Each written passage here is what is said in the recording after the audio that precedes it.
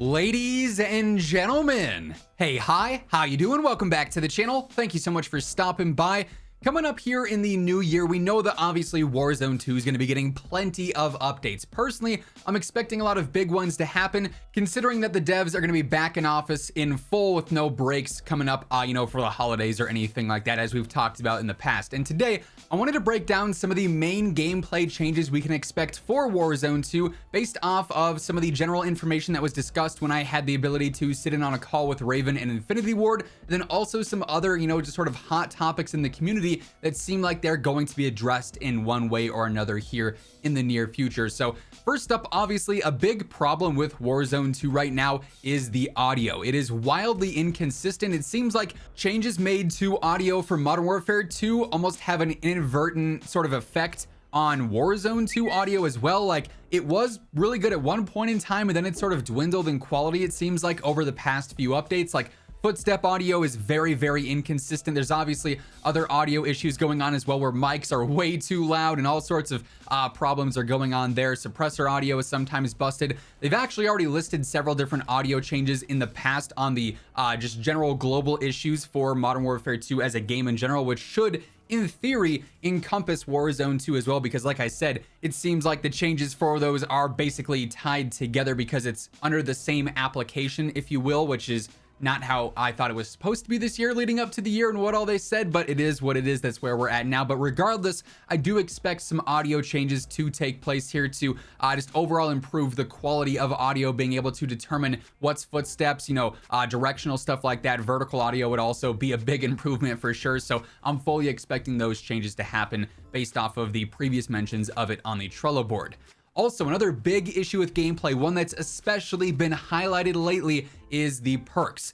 Yes, perks in Warzone 2 are still broken. This was brought up in my call with the developers, and they were sort of talking about how they would be looking into things a lot more to figure out what exactly was going on with the ultimate perks not working. Obviously, you select high alert, you select bird's eye, and it gives you quick fix for some reason, or all the perk packages in general are not displaying the correct perks in game, or not activating the correct perks in game.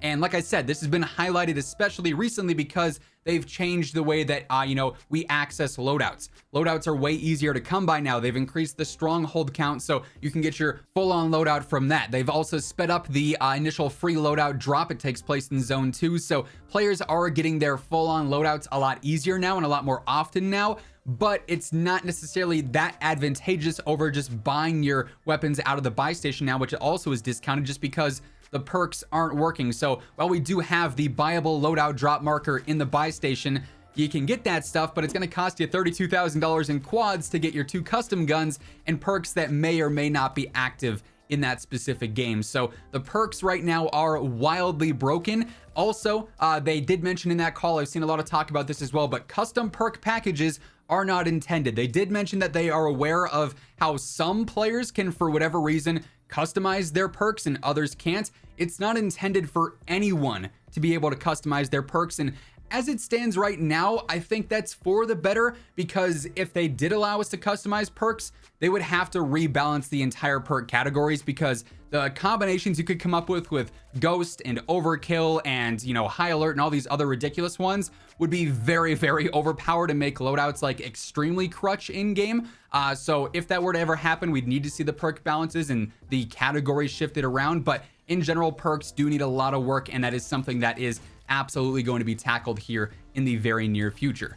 The devs have also confirmed that they do plan on adding in some new loot upgrades as well to make looting a lot more seamless and a lot easier. We have already started to see some of these changes put into effect. Obviously, with the Season 1 Reloaded update, I believe it was, they ended up adjusting the way that some of the loot works on the shelves, so you don't have to be looking right at a gun or a contract or something like that to activate it necessarily. You don't have to jump up to activate certain things or to be able to interact with certain things. But they are in general going to improve the looting here as well to make it even more seamless, so that when a ton of loot is stacked on top of each other, it's more spread out. I'm hoping that they would also adjust the way that the body bag loot works, because I do think it's kind of odd how sometimes some loot falls out of the body bag, like one gun might, some equipment might, but then some loot stays in the body bag. It just seems kind of weird and kind of inconsistent there as well. Real quick, by the way, as we are breaking down all this stuff here, if you guys are new to the channel, every single day I am your one-stop shop for all things you need to know about Call of Duty. So if you want to guarantee you are always up to date, feel free to hit that subscribe button and join us ultimately on the road to 1 million subscribers. And if you guys enjoy this video, let me know by dropping a like on it as well. Let's try and aim for 2,000 likes on this one. Also, do want to give a quick shout out to my friends over at Gamer Advantage. If you were looking to start your new year off right, look no further, pun intended, than Gamer Advantage glasses. I wear mine all day, every day. From the second I step into my office, these are on because they are game changers. If you were looking at screens for long periods of time, whether it be work, school, gaming, you name it, these things are going to help your eye strain. They're going to help reduce your headaches. And when you go to bed at night, you're going to fall asleep easier because of them. Wake up feeling nice and refreshed the next day, ready to do it all over again. So if you ever want to pick up a pair for yourself, they offer prescription or regular lenses, plenty of different frame options and styles as well. And code IMMORTAL will get you a nice little discount at checkout. Link for that will be down in the description below. Now, obviously, we've already talked about loadouts a bit here, but I'm fully expecting even more gameplay changes to be made to loadouts in the future as well. It's very clear that they are experimenting around with these in particular a ton right now, and one change I would fully expect to see is probably some price adjustments for the various, squad sizes with the loadout drop markers in the buy station. Just off the initial reaction, the $32,000 entry barrier for that quads loadout drop is pretty steep. It is not too difficult to get a lot of cash in this game if you know where to land and you know like where the hotspots are for cash with the registers and certain shops and stuff. Then if you do like Safecracker or Intel contracts, you can get a decent amount of cash. But even 32,000 is not something you're going to get instantaneously and make it more worthwhile than just waiting till the Zone 2 loadout drop, right? So I would fully expect some changes to be made there. Then I'm also curious, though, if we start to see more accessibility introduced to access loadouts easier, whether that is more strongholds, potentially loadout drop markers out of crates, maybe just like the gold crates in specific. Maybe we see a second free loadout drop event happen in Zone 5, just like back in Warzone 1. But in general, loadouts are a driving force of Warzone. They obviously drive a lot of store sales as well, which is a big factor to consider when it comes to loadout changes. So I think we're only at the beginning in terms of the changes happening for that stuff. The devs have also said previously in the call that I had with them that they are going to be looking at, upgrading and improving the cash flow in Al Mazrah so that late game, if you're trying to regain, you can find cash easier. You can find more cash easier, especially. There's a lot of stacks around the map that are just $100, which means you could find 12 stacks of cash and only have $1,200 and be nowhere near your custom gun or buying back your squad, let alone a loadout drop in one of the higher squad size modes, right? So they are looking to increase that. Maybe it's going to be $500 stacks minimum, $1,000 stacks minimum, something like that to make it easier to regain and also just build up your cash flow over the course of a game.